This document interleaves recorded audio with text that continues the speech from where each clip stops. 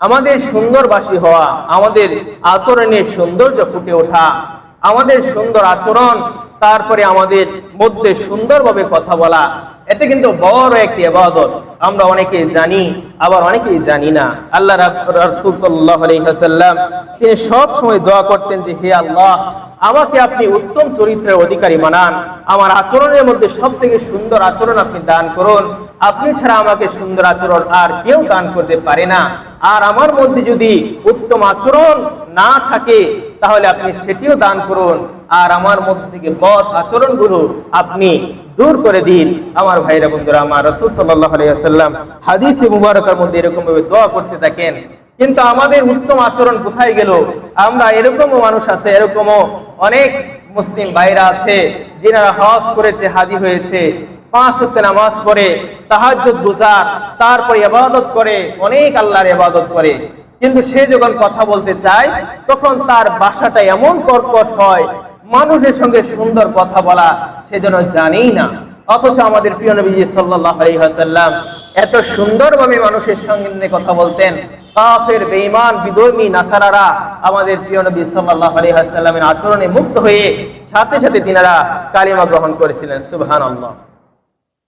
এমনিভাবে সুমামা ইবনে উসাল রাদিয়াল্লাহু তাআলা আনহু একজন কাফের ছিলেন, ইয়ামিনের বাদশা ছিলেন।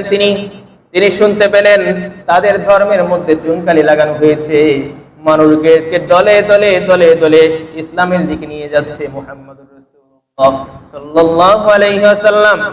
এমন সময় তিনি ছিলেন মস্ত বড় একজন কাফের।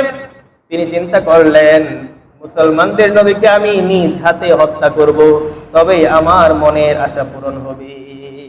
নিজ হাতে রাসূলকে হত্যা করার জন্য মদিনার মধ্যে চলে গেলেন। এমন সময় যাওয়ার পর, ছদ্মবেশে যাওয়ার পর সাহাবায়ে কেরামরা তাকে আটক করে ফেললেন। সাহাবায়ে কেরামদের কাছে বন্দী হয়ে গেলেন। তার উদ্দেশ্যটাও সাহাবায়ে কেরামরা জেনে গেল, রাসূলকে হত্যা করার জন্য এসেছে, কত বড় খুনি সে। কিন্তু নবী সাল্লাল্লাহু আলাইহি ওয়াসাল্লামের কাছে যখন জানানো হলো, ইয়া রাসূলুল্লাহ, ইয়া হাবিবাল্লাহ, সুমামা ইবনে উসাল আপনাকে হত্যা করার জন্য ইয়ামিন দেশ থেকে আপনার কাছে এসেছে, হত্যা করবে আপনাকে। ইয়া রাসূলুল্লাহ, তাকে কি করব? রাসূল বললেন, মসজিদ নববীর পিলারের মধ্যে তাকে বেঁধে রাখো।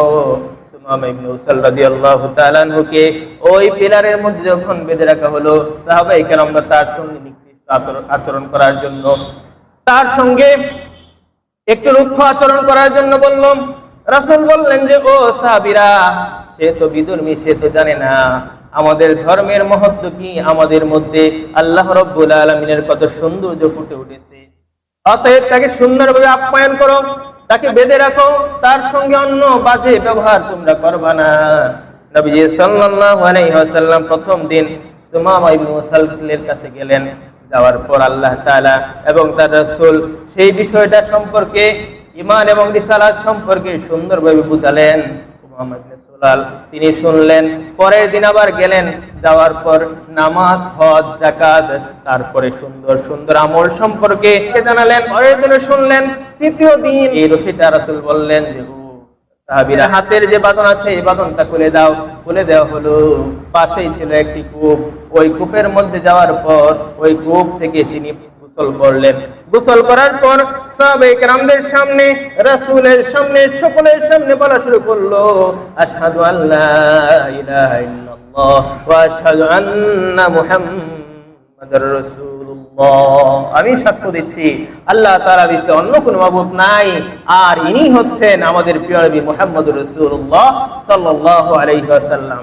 বলা হলো, ও সুমামা ইবনে উসাল, তোমাকে কিসে আকৃষ্ট করলো? তুমি কেন কালিমা গ্রহণ করলা? বলতেছি, ইয়া রাসূলুল্লাহ, ইয়া হাবিবাল্লাহ, কিছুদিন আগে আপনি ছিলেন আমার কাছে সবথেকে নিকৃষ্টতম মানুষ। কিছুদিন আগে মদিনা ছিল সবথেকে নিকৃষ্টতম একটি শহর। কিন্তু আমি যখন আপনার সান্নিধ্যে আসলাম, আপনার ব্যবহার, আপনার মেহমানদারিতা, আপনার সুন্দর আচরণ দেখে আমি বিমোহিত হয়ে গেলাম। ইয়া রাসূলুল্লাহ, ইয়া হাবিবাল্লাহ, এখন থেকে আমি সাক্ষ্য দিলাম আমার চোখের নয়নের মণি আপনি হয়ে গেলেন। সুবহানাল্লাহ। আমার কাছে সব থেকে উত্তম এবং সুন্দর চরিত্রের অধিকারী আপনাকে ছাড়া আমি জীবনে অন্য কাউকে দেখি নাই। এত সুন্দর চরিত্র, এত সুন্দরভাবে কথা বলা, এত সুন্দর করে আচরণ করতে পারে কোন মানুষ আমি জীবনে দেখি না। ইয়া রাসূলুল্লাহ, ইয়া হাবিবাল্লাহ, আপনার সুন্দর আচরণ দেখে আমি বিমোহিত হয়ে গেলাম। আজ থেকে আপনার মতো, আপনার থেকে প্রিয় আমার অন্য কেউ নাই। এই মদিনা থেকে প্রিয় শহর আমার অন্য কোনো শহর নাই। ইয়া রাসূলুল্লাহ, ইয়া হাবিবাল্লাহ, আজ থেকে আমি ইসলামের খেদমতে হাজির হয়ে গেলাম। কন্যা সুবহানাল্লাহ। আমার ভাইরা বন্ধুরা আমার, রাদিয়াল্লাহু তাআলা আনহু, তিনি ছিলেন মদিনার সবথেকে বড় ডিলার। তিনি যে জায়গায় গম পাঠাতেন সেই জায়গায় তারা স্বাচ্ছন্দ্য বোধে খাবার খেত। তিনি এক পর্যায়ে চিন্তা করলেন যে মক্কাবাসী এত অত্যাচার করে, এমন ভাবে অত্যাচারের কাহিনী যখন শুনলেন তিনি এই গমের সাপ্লাই বন্ধ করে দিলেন।